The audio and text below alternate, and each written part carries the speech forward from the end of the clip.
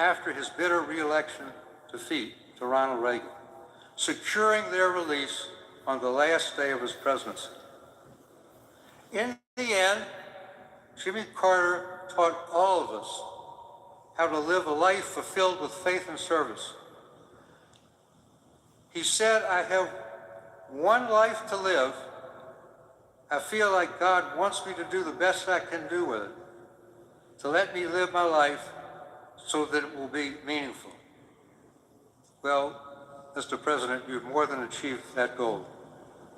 He may not be a candidate for Mount Rushmore, but he belongs in the foothills of making the U.S. stronger and the world safer.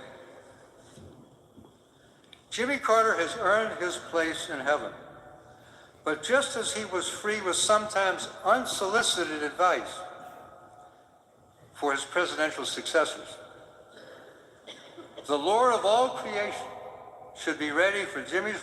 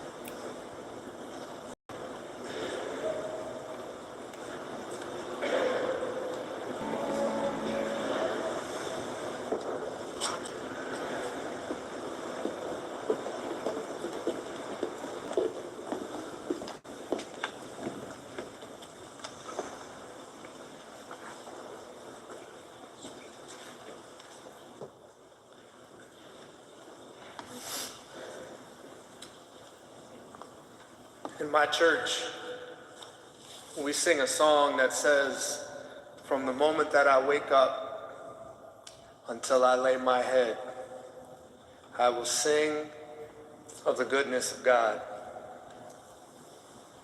I don't know how many people in here can say that. I know I can't. But my grandfather certainly can.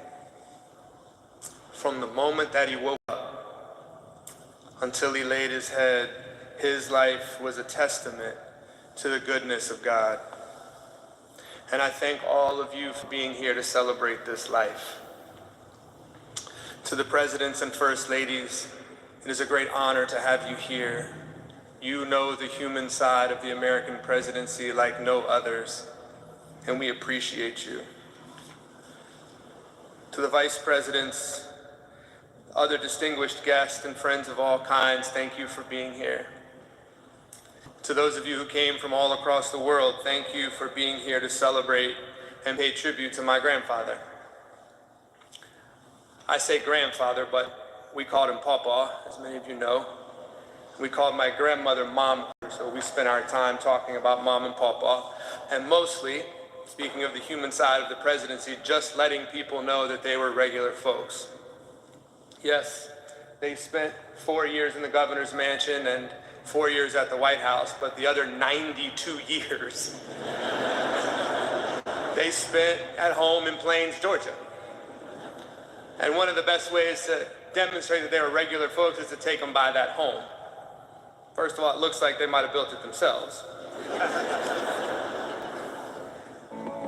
Second of all, my grandfather was likely to show up at the door in some 70s short shorts and Crocs.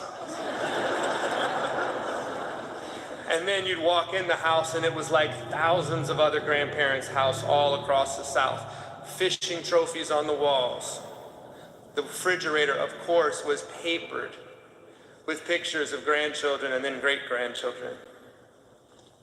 Their main phone, of course, had a cord and was stuck to the wall in the kitchen, like a museum piece. And demonstrating their Depression-era roots, they had a little rack next to the sink where they would hang Ziploc bags to dry.